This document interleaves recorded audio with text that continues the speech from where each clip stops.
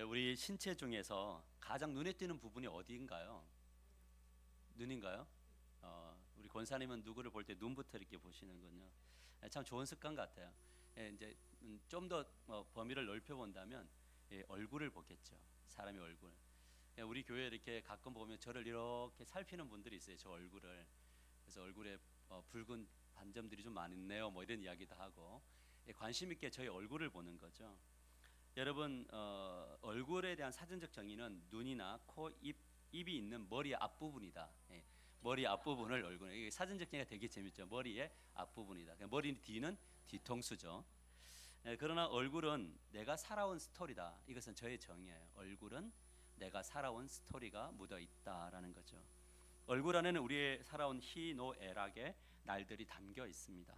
사람들은 이것을 감추려고 화장품을 쓰기도 하고 꾸미기도 하고 그래서 이 얼굴이 괜찮은 것처럼 보이려고 되게 노력을 합니다. 때로는 성형도 하고 피부에 뭐 어떤 그 치료도 받습니다. 그것으로 우리의 내면과 살아온 날들을 그러나 감출 수 없다라는 겁니다. 그러나 우리가 집중해야 될 것은 외적인 얼굴이 아니라 우리의 마음의 상태를 점검해 나가야 된다는 거죠.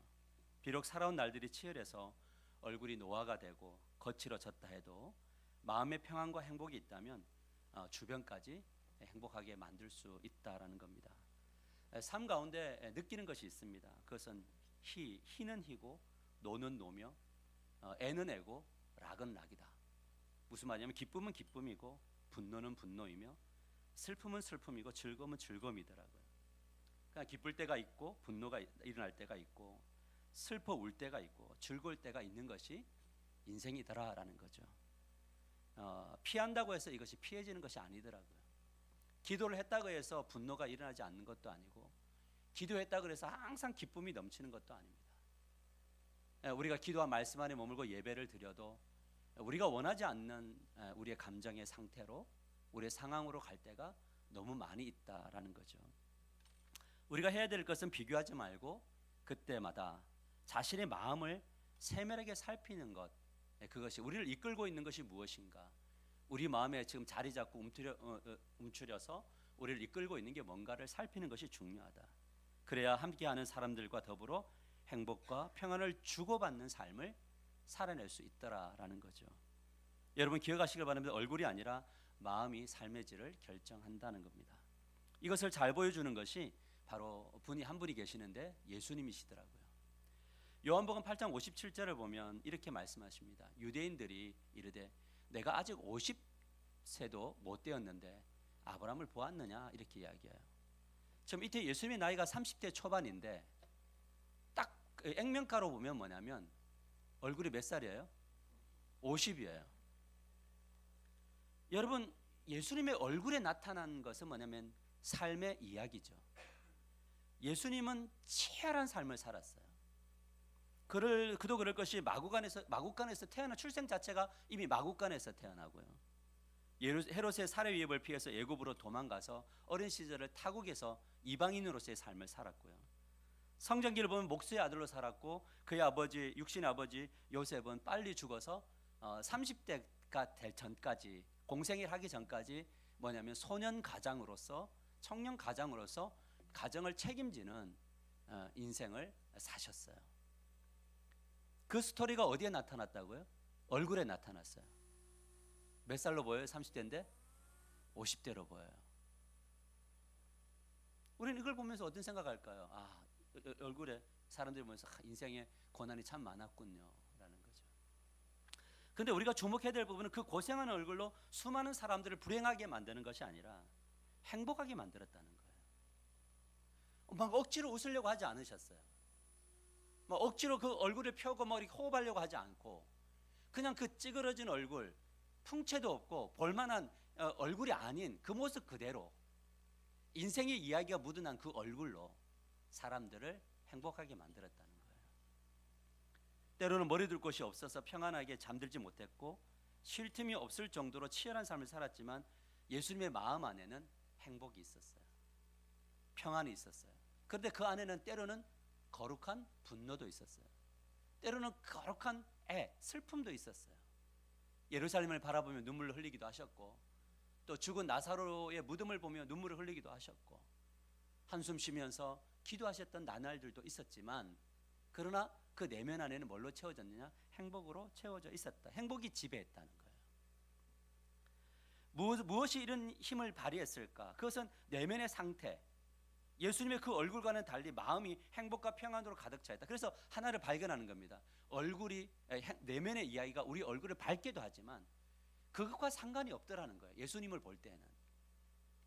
이것이 우리 모두가 나아가야 될 방향과 목적지라는 거죠. 그렇다면 어떻게 해야 예수님과 같은 마음의 상태를 가질 수 있는가? 오늘 이 부분을 살펴보려고 합니다. 그래서 오늘 말씀의 제목을 마음의 열매 행복입니다. 이렇게 정해서 같이 읽어볼까요? 시작.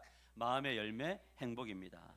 마태복음 5장 8절을 우리 같이 한번 크게 읽어봅시다. 마태복음 5장 8절입니다. 시작.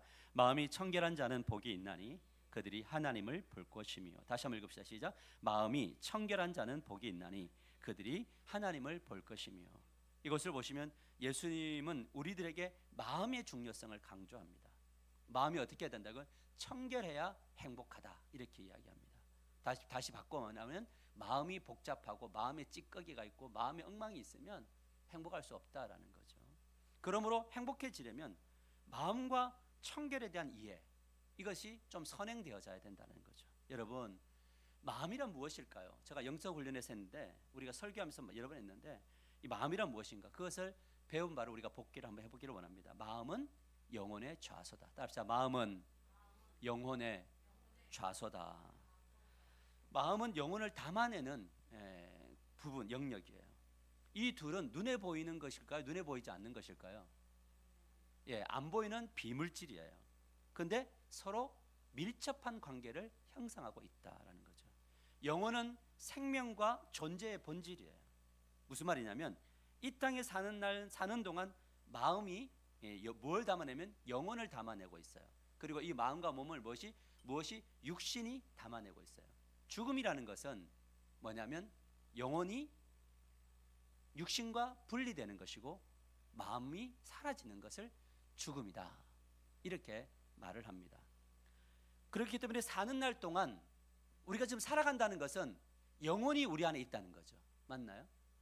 죽는다는 것은 영혼이 분리된다는 거예요. 그러면 사는 날 동안 무엇이 중요한 거냐? 무엇에 집중해야 되는 거냐? 그것은 바로 영혼에 집중해야 된다는 이야기죠. 그래야지 뭐냐면 이 마음이 제대로 될 수 있다는 거죠. 이 부분을 좀 더 깊이 살펴보면, 우리 도표를 한번 보면 우리의 영혼과 마음과 몸이 있는데, 영혼을 마음이 담아내요. 그리고 이걸 전체가 뭐가 되면 몸이 담아내겠죠. 근데 중요한 것은 뭐냐면 우리의 영혼은 하나님과 사단에게 동시에 영향을 받는다는 거죠. 믿지 않는 사람도 영혼이 믿는 사람들도 둘 다 하나님과 사단에게 영혼의 터치를 받는다. 영혼이 이 하나님의 말씀에 의하여 통치를 받으면 저 마음 안에 있는 마음의 이제 지정의를 마음이 담아내는데, 이 마음이 말씀이 자리를 마음에 뭐가 잡아요? 말씀이 자리를 잡게 되어 있다는 거죠. 그래서 그 지식과 감정과 의지를 뭐냐면 계속적으로 순화시켜 나갑니다. 하나님의 말씀이 마음에 있는 지정의를 이끌어 가는데, 이때 말씀에 순종하는 훈련을 하게 되면, 이제 말씀에 따라서 지식과 감정과 의지를 변화시키는 훈련을 습관하다 보면, 그때 우리 내면에 뭐가 임하냐면 하나님의 나라가 강력하게 임한다는 거죠. 하나님의 나라는 자유의 나라이고 평강의 나라라는 거죠. 하나님의 말씀이 그래서 이것이 바로 구원받은 자들에게 주어진 은혜이고 복인 거죠. 세상 사람들은 뭐냐면 사단이 영혼을 통치하잖아요. 근데 우리는 어떻게 해요? 하나님이 우리의 영혼과 마음과 우리의 몸을 통치하시는데, 그러나 그리스도인들에게도 뭐가 통치할 수 있다? 사단이 여전히 공격할 수 있다라는 겁니다. 이러면 이 놀라운 은혜를 경험한 사람들은 하나같이 이런 노래를 불러요. 하나님이 나를 통치하시고 하나님 나의 영혼을 만지시고 하나님 나의 마음을 주도하실 때 이 노래를 불러요. 시편 143편 8절인데, 아침에 나로 하여금 주의 인자 말씀을 듣게 하소서. 내가 주를 의뢰함이니이다.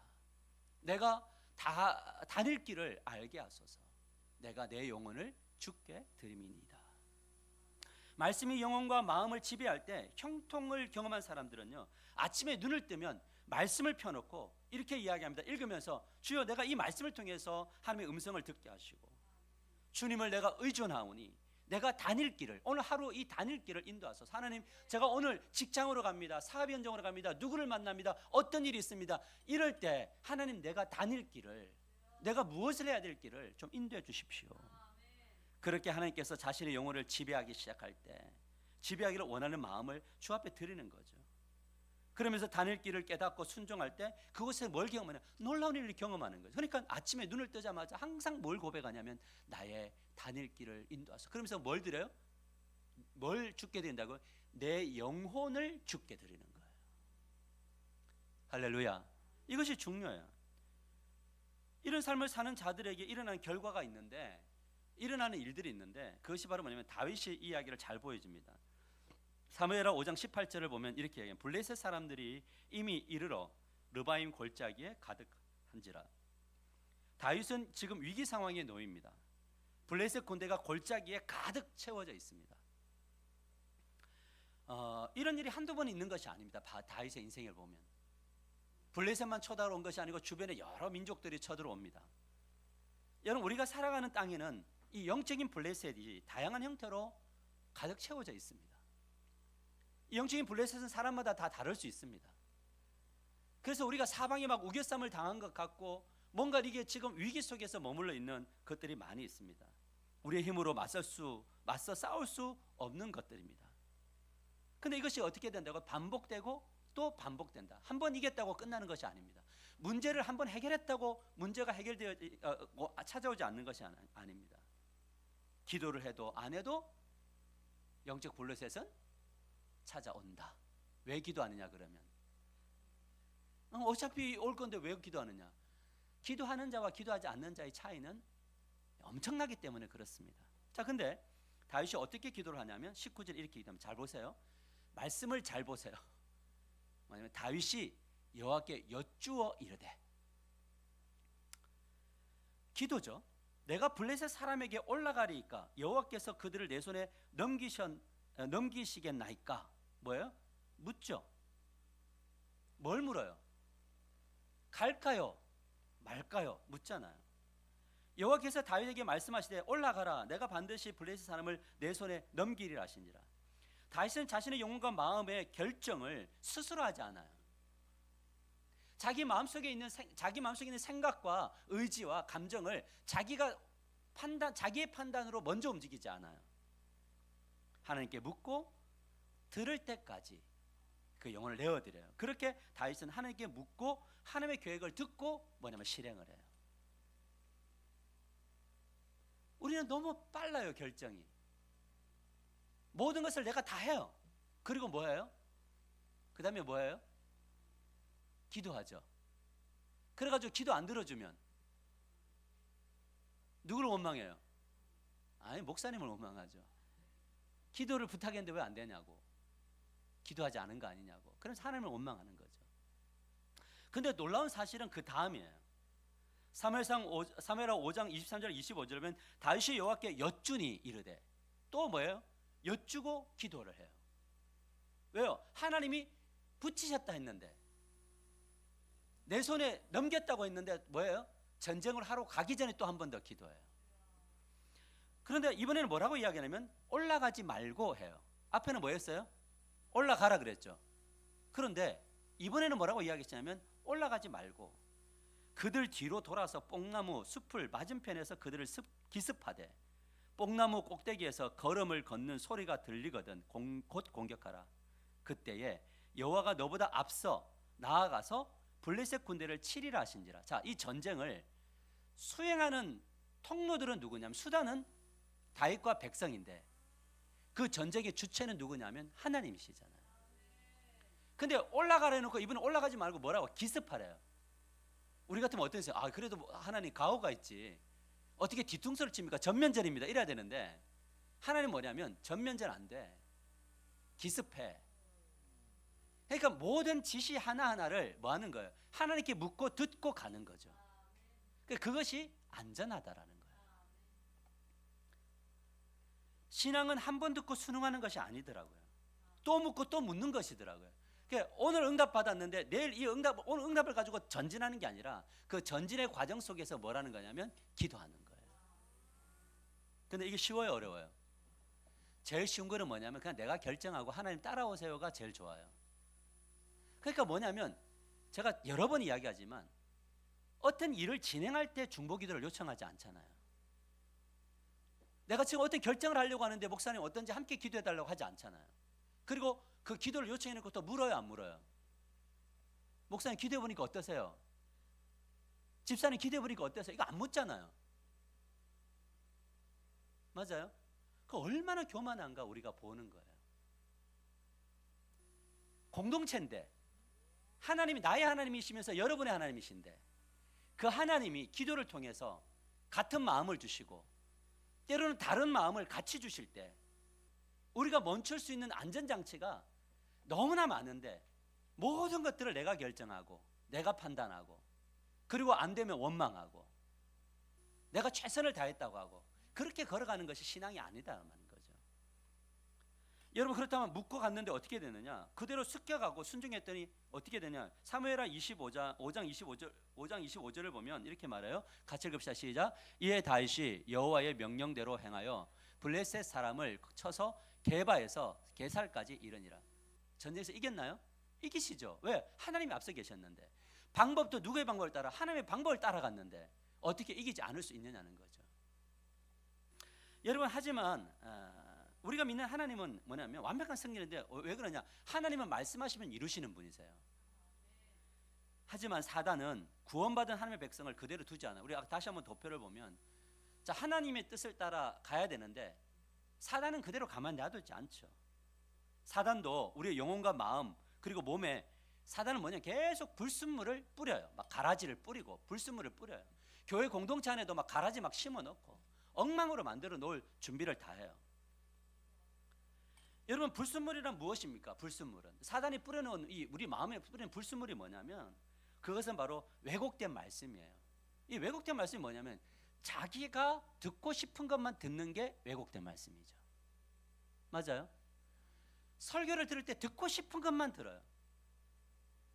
그 듣기 싫은 걸 어떻게 해요? 막 행동은 안 하지만 이러면 듣잖아요. 표현을 안 할 뿐 마음속에서는 계속 이러고 있잖아요. 듣기 싫어 저건 내하고는 안 맞아. 지금 내 상황은 지금 이 상황인데 왜 저런 이야기를 하지? 계속 닫아버리잖아요. 그리고 세상의 패턴 이것을 따라서 뭘 받아들입니다. 그러니까 이거를 영혼과 마음에 집어넣어 버려요. 그런데 어떻게 집어넣냐면 가만히 와서 뿌려요. 여러분 사단은요 들키게 뿌리지 않아요. 들키면은 우리가 이길 건데요. 가만히 뿌려요.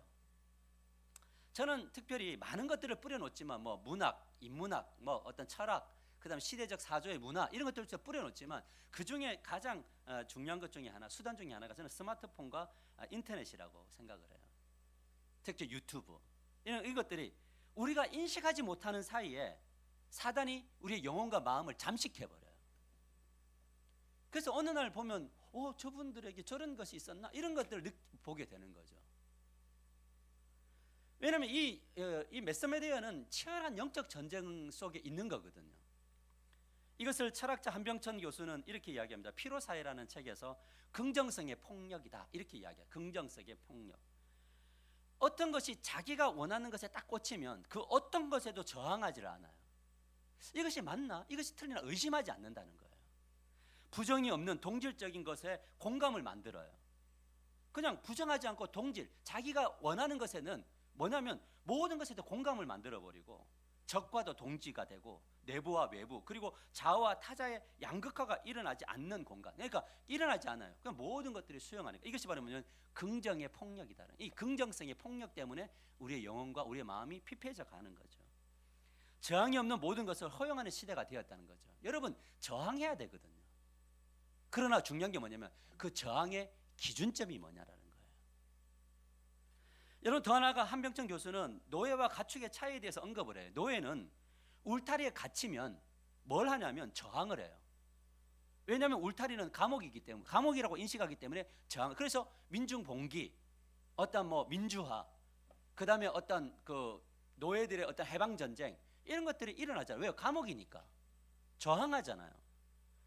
그 동서의 역사 속에 노예의 봉기는 수없이 일어났습니다. 저항입니다. 그런데 가축은 저항을 하나요? 여러분, 가축은 울타리를 갖추면 뭐만 주면 돼요? 먹을 것만 주면 되잖아요. 뭐냐면 내가 배부르면 저항이 없는 거예요.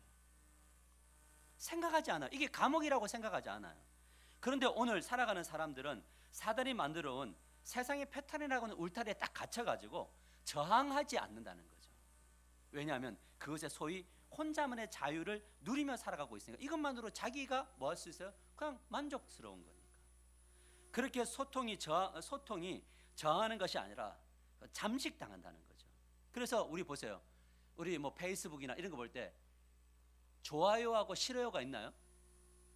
그러면 싫어요 눌리는 사람도 있던가요? 좋아요만 막 눌려요. 좋아요. 그러다가 싫어요가 하나 오잖아요. 그럼 막 정신 못 차려요. 이 사람이 나에게 왜 싫어요를 했지? 여러분, 싫어요 할 수 있나요? 지난번에 제가 쇼츠를 보니까 그랬다 했잖아. 답글이 하나 왔는데 간만에 도대체 뭔 말인지 모르겠네. 말은 잘한다 이러고 갔어요. 이런 게 100개가 달렸다고 생각해봐요. 이 좋아요, 그냥 이 어떤 긍정성의 폭력을 당한 사람들은요, 이 반대, 어떤 저항 이런 거에 대해서 정신 못 차리죠. 대표적인 게 뭐냐면 가짜 뉴스죠. 이 페이크 뉴스가 여러분 우리가 듣고 있는 이 인터넷에서 듣고 있는 그 모든 것들은요, 그 안에 진실도 있고 다 페이크도 있나요? 양쪽이 다 있나요? 근데 우리는 어떻게 해요? 내가 뭐냐면 원하는 것에서만 듣나요? 그러니까 그게 뭐가 되는 겁니까? 노예가 되는 거잖아요. 가축이 되는 거예요. 가축이.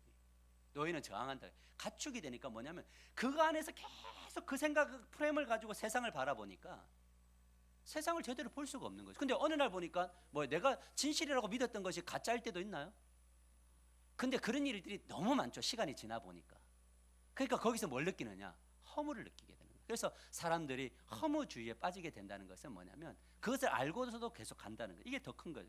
여러분, 이런 세상 속에서 사단이 심은 우리 마음속에 뿌려놓는 수많은 것들이 뭘 하냐면 우리를 저항하지 못하게 하고 불평하게 만드는데, 이 정보와 이런 모든 것들이 순간에 사라질 모든 정보들이 우리의 영혼과 마음을 뭐 하는 거냐면 엉망으로 만든다는 거죠. 왜 그럴까요? 왜 저항하지 못할까요? 세상에 대한 그것은 영원한 진리가 우리 가운데 뿌리내리지 못했기 때문에. 진리가 우리 마음을, 영혼을 잠식하지 못하면 뭘 하게 되느냐? 긍정성의 폭력을 당해서 그냥 영혼의 그냥 가축처럼 그냥 뭐든지 이거는 무조건 옳다, 이거는 무조건 옳다로 가게 되는 거예요. 그러니까 뭐 하느냐? 우리 그리스도인들이 이 세상의 기준이 될 수 없는 거죠. 그래서 늘 불안하고 불평 속에 살아가. 이게 맞을까? 아닌 것 같은데도 계속 그것을 가면서 불안해하는 겁니다. 이것이 바로 우리가 불행하게 살아가는데, 이것이 바로 치열한 영적인 전쟁이 이 가운데 있다라는 거죠. 그러므로 하나님은 우리의 영혼과 마음에 있는 불순물을 제거하기로 원해요. 세상의 패턴을 제거하라는 거예요. 여러분, 우리가 세상의 학문을 배우지 않아야 되나요? 아니에요. 저는 요즘에 인문학 책을 읽으면서 인문학에 있는 그 희열이 있더라고요. 그런데 그것 안에서 그 희열을 느끼지만 그것을 무저항적으로 수용하는 것이 아니라 진리에 빗대어서 이 사람의 주장과 이 세상의 인문학과 지금 흘러가는 이 세상의 어떤 패턴들이 옳으냐를 판단할 수 있는 기준이 우리에게 있어야 된다는 거죠. 그게 바로 뭐냐면 영원히 변하지 않는 진리다라는 거예요. 그래서 마태복음 5장 8절에 현대인의 성경으로 읽어보면 이렇게 말합니다. 마음이 깨끗한 사람은 행복하다. 여러분, 행복은 마음의 불순물을 제거하는 거예요. 그래야 함께하는 사람들에게도 하나님의 나라를 주고받는 영성을 가질 수 있다는 거죠. 그래서 이 마음을 뭐하라? 잘 들여다봐라. 그리고 그 안에 있는 불순물인지 아닌지 분별하라는 거예요. 근데 불순물 아닌데 막 다 버리고 불순물만 가득 차 있는 크리스찬들이 있을까요? 너무 많다고 저는 생각해요. 진리를 담아야 되지, 진리는 버리고 불순물은 막 가득 채워요. 그러니까 뭐냐? 교회 와서 진리가 너희를 자유케 하리라고 하는 그 자유의 의미를 모른다는 거죠. 이해되세요? 마음에 진리가 없으니까 진리를 따라 순복하려는 마음이 없으니까 자유를 못 누린단 말이에요. 여러분, 교부 중에 한 사람이었던 어거스틴이 사단의 지배를 받았던 이 방황과 회의의 시기를 보낸 적이 있습니다. 그의 어머니 모니카는 굉장한 기도의 사람이었어요. 아들의 방황과 아들의 타락을 보면서 정말 눈물로 기도했어요. 근데 기도를 해도 아들은 돌아오나요, 안 돌아오나요? 안 돌아와요. 여러분, 그럴 때가 있어요. 우리가 기도한다고 해서 바로 우리의 시간표 안에서 이루어지진 않아요. 여러분, 이 어거스틴이요, 세속적인 성공을 추구하고 마니교라고 하는 그 이종교에 들어가서 이원론적 사고에 빠졌지만, 선과 악쪽만 있다고 빠졌지만, 결국 뭐냐면 그의 삶은, 지식이 그의 삶을 이끌지 않아요. 방탕한 삶을 살아요. 그러던 어느 날 막 술집에서, 그 전날에도 막 술집 여인들과 함께 막 방탕한 세월을 보내고, 그 다음날 아침에 눈을 딱 뜨려고 하는데 어떤 하나님의 음성이 들려요. 뭐라고 하냐면, 어거스티나 로마서 13장 13절 14절을 읽어, 성경을 펴고 읽어야 돼 라고 하는 것이 들려요. 근데 읽었더니 이런 구절에 낮에와 같이 단정히 행하고 방탕하거나 술 취하지 말며 음란하거나 호색하지 말며 다투거나 시기하지 말고 오직 주 예수 그리스도를 옷 입고 정욕을 위하여 육신의 일을 도모하지 말라, 이렇게 이야기. 그 전에 막 나름대로 막 파티를 벌이고 왔는데, 이 말씀이 딱 들어오는데, 이 말씀이 그냥 읽었던 말씀이 아니라 하나님의 좌우의 날선 검으로 들어와 가지고 그의 영혼과 그의 깊은 것, 마음의 깊은 것, 관절, 골수 막 다 쪼개어서 이 어거스틴을 해체시켜 버리는 거예요. 여러분, 은혜란 무엇이냐? 내가 정말 마음속에 가둬놨고 이것이 정말 이것 없으면 살 수 없다고 했던 그 세상의 패턴을 하나님의 말씀이 해체시켜 버려요. 해체를 안 당하려고 하는 거잖아요. 그러니까 기도 안 하는 거죠. 말씀을 묵상하지 않는 거예요. 오늘 이 시대의 가장 큰 문제는 뭐냐? 듣는 것만 있는 거예요. 묵상을 안 한다는 거예요. 왜 그러냐? 이 시대의 정보는요, 묵상하지 않도록 계속 주잖아요. 그러니까 뭐냐면 오늘 또 정보 듣고 내일 또 정보 듣고, 그래서 우리가 설교를 들을 때도 오늘 이 목사님, 저 목사님, 여러분, 이 목사님 저 목사님 설교 듣는 거를 야단치는 것이 아니라, 잘못했다고 하는 것이 아니라, 듣는 것이 중요한 것이 아니고 듣고 묵상을 하라는 거죠. 그러면 뭐가 되는가? 내 마음속에 뭐가 있는가 발견하게 될 거고, 그 발견한 것을 주 앞에 꺼내놓고 해체시켜야죠.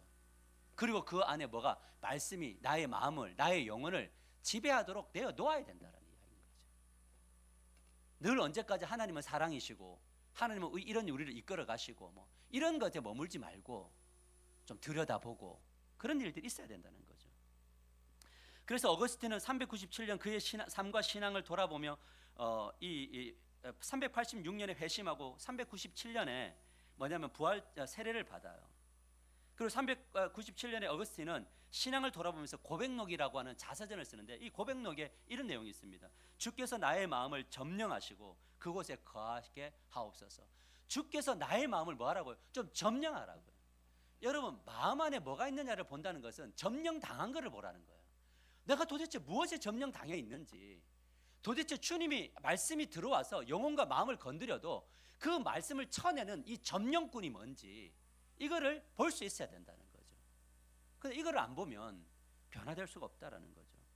그렇게 해체당한 이 어거스틴은 엄청난 일을 하면서 수도원 생활과 기독교 신앙의 기초를 쌓으면서 하나님 나라를 구현하는 위대한 신앙인으로 교부로서의 삶을 살게 되었다라는 거죠. 사랑하는 성도 여러분, 이 시간 하나님이 우리들에게 이런 고백과 체험하기를 원하십니다. 여러분, 좀 영빨이 있는 목사님들 찾아가고 신령은 저가 어떤지 좀 그런 거 하지 마세요. 그냥 말씀을, 그냥 우리 김용훈 장로님이 말했던 것처럼 한 구절을 씹고 또 넣었다가 또 다시 씹고 그래, 그 말씀 안에서 내 마음 안에 있는 것들이 점령되고 있는 것들을 보고 그것을 여러분, 말씀이 들어가면요, 안에 얼마나 나를 점령하고 있는 것이 많은지 몰라요. 근데 이것을 다 순간적으로 해체시킬 수는 없습니다.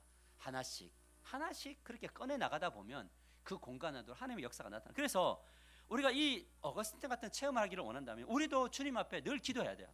기도란 무엇이냐? 말씀을 읽는 것이란 무엇이냐? 주께서 나의 마음을 점령하시고 그곳에 거하게 하옵소서. 이 기도하는 거예요. 뭐 이거 대주세요, 저거 대주세요, 이거 기도해야 되는데, 여러분, 우리가 원하는 것이 손에 넣어졌다고 해서 우리의 마음에 샬롬과 평강이 임하는 게 아니란 말이죠.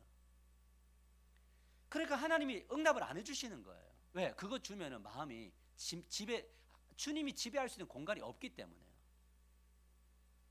그래서 이 지점에 이르기 위해서 우리가 집중해야 될 건 로마서 12장 2절 나에게 주신 말씀으로 크게 읽습니다. 시작. 너희는 이 세대를 본받지 말고 오직 마음을 새롭게 함으로 변화를 받아 하나님의 선하시고 기뻐하시고 온전한 뜻이 무엇인지 분별하도록 하라. 오직 마음을 새롭게 하라는 거죠. 마음에 점령당한 것을 다 빼내라는 거예요. 할렐루야. 제가 다라는 말을 썼는데 뭐 어렵지만 하나씩 빼내십시오. 사랑하는 성도 여러분, 우리가 해야 할 일은 우리의 마음의 불순물을 제거하는 거예요. 그래서 이 불순물은 어떻게 해야 돼요? 발견해야 되죠. 맞아요? 저의 신장에는 돌들이 있어요. 어떻게 발견했을까요? 돌들이 되게 많더라고요. 어떻게 발견했을까요? 건강검 중에서 초음파로 또 내시경으로 보니까 있잖아요. 우리 안에 감추어진 것은요, 웬만큼 보기 힘들어요. 왜? 사단이 눈을 가렸거든요. 귀를 닫게 했거든요. 들을 수 있는 귀도 없고 볼 수 있는 눈이 없잖아요. 그러니까 뭐냐면 내면을 볼 수가 없으니까 늘 뭐만 보냐? 현상만 본다고요. 그러니까 뭐냐면 수준이 얕은 그리스도인으로 살아가니까 영적인 이야기, 말씀을 이야기하면 그게 무슨 말인지 몰라요. 여러분, 그래서 말씀의 내시경을 가지고 샅샅이 뒤져야 되죠. 여러분, 좋은 의사가 어떤 의사입니까?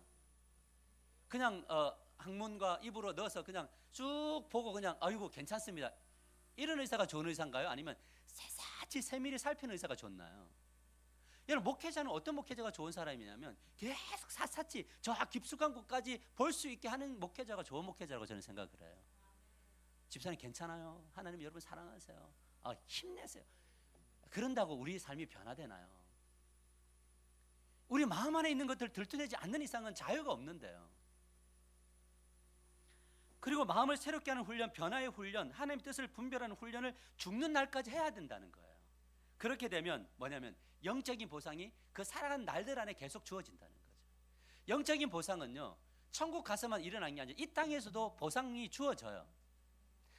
제가 지금 이제 책을 쓰려고 하는 것 중에 하나가 뭐냐면, 신호가 들어오면 반복된 습관이 있는데, 이 신호가 들어올 때 누가 반복된 습관을 가지냐면 보상이 있어야 돼요. 여러분, 제가 만일에 여러분 이번에 특별 새벽기도 일주일 하면 여러분이 오늘 로또 다 맞을 겁니다, 이러면 저는 다 나온다고. 왜? 보상이 있으니까. 여러분, 기도하면요 다 변할 겁니다. 언제? 기도 끝나는 그날에. 이 보상이 주어지면요 사람들은 하지 말라고 해도 할 거예요. 근데 도대체 하나님을 믿고 말씀과 기도로 우리를 돌아보라고 하면 반복된 습관이 이루어져야 되는데, 근데 우리의 의문이잖아요. 보상이 뭐냐고. 실제로 몸만 힘들거든요. 보상이 없으니까 보상에 대한 기도를 안 하는 거죠. 근데 성경은 뭐라고 하냐면 보상이 있다라고 말해요. 어떤 보상이냐? 그것은 바로 뭐냐면 두 가지 보상이 이루어지는데, 지난주도 이야기했지만 똑같은 보상입니다. 이건 계속 주어져요. 행복이 주어진다는 거죠. 마태복음 5장 8절 현대의 성경을 보면 이렇게 말합니다. 마음이 깨끗한 사람은 행복하다. 이건 선언인가요? 행복한 사람은 마음이 깨끗하다. 마음이 청결하면 행복해진다. 이거는 진리죠. 맞나요? 이것이 진리죠. 이게 팩트죠. 그러면 이것이 하나님의 말씀이면 반드시 이루실 건가요? 그러면 마음에 가득한 채워진 하나님보다 더 사랑하는 것들, 아니면 끌려다니는 것들, 이것을 발견해야죠. 그래서 제거하면 그때부터 뭐냐면 행복이 우리 안에서 숨쉬기 시작한다는 거죠. 더 나아가서 피로사회가 주는 긍정성의 폭력으로부터 해방되고 영원한 진리와 반하는 것들에 대해서 저항하면서 마음의 불순물이 막 제거되어진다는 거죠. 그때부터 우리의 내면에는 뭐가 있다고요? 행복이 부활을 한다는 거예요. 그러면 뭐냐? 우리가 저도 이제 그것을 스마트폰에 나도 중독되었고 모두가 중독되었는데, 그것을 내려놓고 뭘 붙들기 시작을 해요? 하나님의 말씀을 붙들기 시작하죠. 이 한명정 교수가 그런 이야기예요. 참 이게 그 책을 읽고 강의를 들으면서 굉장히 와닿았는데, 행복은 손을 통해서 온다는 거죠. 우리 권사님 피아노 치는 거 어떻게 치는 거 보셨어요? 피아노는요 손가락으로 치는 게 아니에요. 피아노를 좀 치다 보면 온몸으로 피아노를 치죠. 맞아요? 우리의 영성은 편하게 가는 곳에 있는 게 아니에요. 온몸이 하나님께 반응을 할 때 뭐가 되냐면 예배가 돼요. 그래서 로마서 12장 1절에 뭐라고 이야기해요? 너희 몸을 거룩한 산 제물로 드리라 이렇게 이야기하죠. 그냥 마음의 변화를 받으면 그 다음에 뭐가 이제 움직이기 시작해 춤추기 시작하면 몸이 춤추기를 시작한단 말이죠. 그래서 이 피아노를 나는 안 치지만 정말 배우고 싶었던 건데 피아노를 칠 때 제일 멋있는 부분은 어떤 거냐면 이렇게 치는 게 아니라 막 이렇게 치는 거예요. 여러분 바이올린도 이렇게 켜요? 아니면 온몸으로 켜요? 연주는요 온몸으로 하는 거예요. 신앙은 뭘로 하는 거냐? 온몸으로 하는 거예요. 그래서 하나님을 만난 사람이 찬양을 드릴 때 그냥 가만히 앉아갖고 뭐 이렇게 누군가 날 위해 기도, 그냥 손을 들어 기도하고 어떤 사람 막 일어나서 기도하고 온몸으로 기도하고 온몸으로 찬양을 하게 되어 있는 것이 그게 바로 뭐냐면 신앙이다라는 거예요. 두 번째 보상은 뭐냐? 하나님을 보게 된다는 거예요. 마태복음 5장 8절 같이 한번 읽어볼까요? 같이 읽읍시다. 시작. 마음이 깨끗한 사람들은 행복하다. 그들은 하나님을 볼 것이다. 여기서 말하는 하나님을 본다는 것은 우리 지난주 수요일날 우리 김교 목사님이 말했던 것처럼 하나님에 대하여 아는 것이 아니라 하나님을 아는 것, 하나님에 대한 지식이 아니라 하나님을 친밀하게 만나는 것이 보는 거죠. 이것을 다른 식으로 표현한다면 나를 향한 하나님의 사랑을 입체적으로 느끼는 거예요. 입체적으로 느껴야죠. 뭘로도 느껴요. 공기를 통해서 느끼기도 하고 내가 숨 쉬는 걸 통해서 느끼기도 하고 갑자기 어느 날 가다가 꽃을 보면서 느끼기도 하고 그냥 일반 노래를 들었는데 일반 음성 속에 있는 그 인생의 이야기를 들으면서 또 하나님의 사랑을 느끼기도 하고. 아멘인가요? 그런 거죠. 요즘 하나님에 대하여 아는 자들은 되게 많아요. 교회 안에요. 근데 하나님을 아는 사람은 없어요. 하나님에 대하여 이야기하는 공동체는 많아요. 소그룹은 많아요. 그런데 하나님을 이야기하는 소그룹이 없어요. 왜요? 안 만났거든요. 제가 기도하는 교회는 하나님을 만난 사람들의 이야기예요.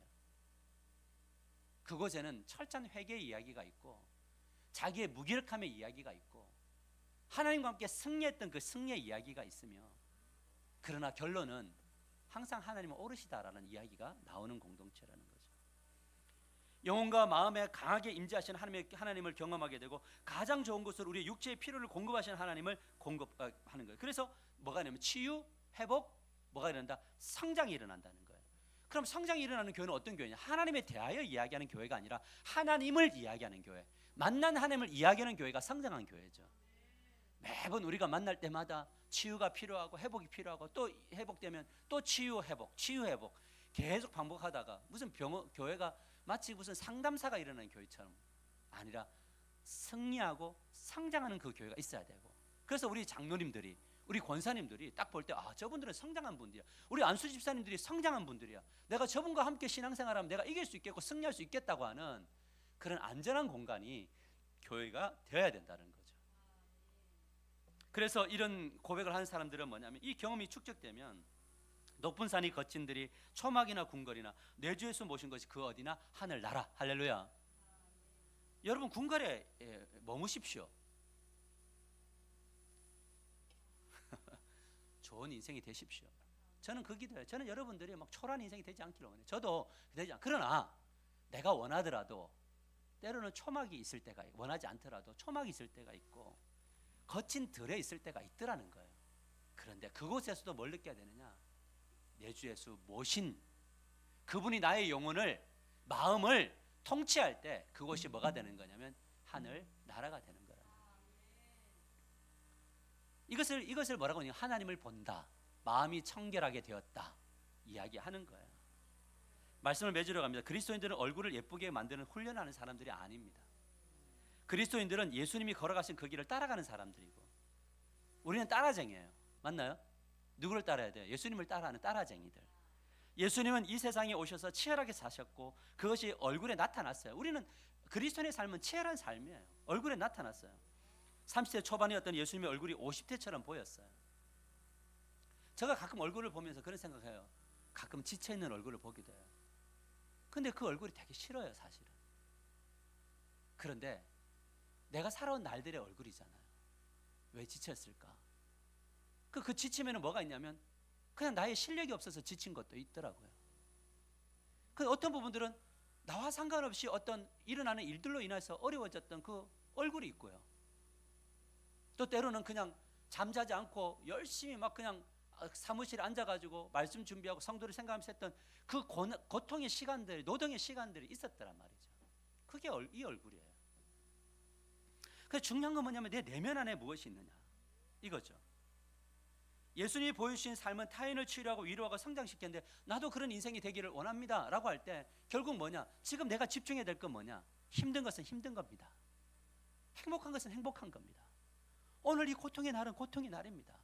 하나님, 내가 이 날을 주 앞에 드립니다. 너무 힘듭니다. 하나님, 너무 행복합니다. 하나님. 근데 그때마다 하나님이 너의 연약함과 너의 그거를 공감하지 못하시는 분이 아니라, 그렇지, 이런 부분 힘들지, 그렇지, 이런 부분 행복하지, 그런데 내가 너 안에서 너와 함께하고 있잖아. 그러니 기쁠 때는 웃어라, 슬플 때는 울어라, 분노할 때는 분노해도 돼. 어느 목사님이 저에게 그 설교가 꼬일 때마다 저에게 연락하시는 목사님이 계신데 여호수아서를 통해서 저에게 그런 질문을 하더라고요. 아이성 전투에서 패배했는데 패배한 원인이 뭡니까? 기도하지 않아서 그렇습니까? 제가 그랬어요. 나는 여호수아가 기도했다고 본다. 근데 상황이 30명이 죽고 나니까 그 앞에서 뭘 하냐면은 하나님 앞에 따지듯이 기도. 이게 잘못된 기도 아닙니까? 그랬어요. 저는 아니에요. 왜 잘못됐습니까? 자기 안에 있는 상황을 주 앞에 고백하는 이 하나님에 대한 신뢰가 있기 때문에 이런 고백하는 거 아니겠습니까? 여러분, 우리는 그렇게 사는 거더라고요. 그래서 어떤 방식으로 예수님이 원하신 수준에 이룰 수 있을까? 그건 뭐냐면 우리가 마음이 청결한 자는 복이 있나니 그들이 위로를 받을, 하나님을 볼 것이며, 이 말씀을 그냥 마음이 아플 때, 기쁠 때 이 마음 떠올리면서 그냥 계속 묵상하고 기도하고 고백하고, 그러다 보면 그 안에 하나님이 불순물을 발견하게 하시고 제거하시고 그 안에 뭘 주시느냐, 하나님을 넣어주시고 우리 안에 계시니 하나님이 더욱더 풍성해지도록, 그래서 내주에서 모신 것이 천국이 된다는 거죠. 우리가 이 사실을 믿는다면 우리는 두 가지를 해야 됩니다. 첫째, 말씀과 기도를 통해서 하나님의 뜻이 무엇인지 묻고 그 음성을 들으면서 영과 마음을 변화시켜 나가면 하나님의 뜻이 이루어질 것이고요. 둘째는 뭐냐면 말씀이라고 하는 내시경을 딱 들이내밀고 뭐냐면 찌꺼기들을 제거하는 거예요. 제가 새벽 기도를 들려주는 거는 새벽 기도 들었다가 아니라 그건 정보죠. 근데 그것을 가지고 주일 말씀과 섞어서 계속 한 주간 동안 하루를 살면서 묵상하다 보면, 아, 내 안에 이런 찌꺼기가 있었구나, 내가 이렇게 살지 않고 있구나, 하나님 살기 원합니다, 고백할 때 놀라운 역사가 나타날 줄 믿습니다. 우리 생활 숙제 같이 읽읍시다. 같이 읽고 우리 기도하겠습니다. 합시다. 읽습니다. 시작. 행복은 마음의 청결함을 통해 주어진다는 사실을 기억하라. 두 번째, 마음의 청결을 위해서 말씀의 내시경을 통해 찌꺼기를 발견하고 제거하기로 결단하라. 세 번째, 행복과 하나님을 만나는 보상을 사모하고 경험하라. 아멘. 우리 같이 통성으로 기도할 때 하나님 마음이 청결하게 되기를 원합니다. 발견하기를 원합니다. 걷어내기를 원합니다. 하나님, 그래서 하나님 보기 원합니다. 내가, 우리의 가정이, 우리 교회가 우리의 삶의 현장이 되기를 원합니다. 우리 주여 부르고 통성으로 기도하며 나갑시다. 기도합니다.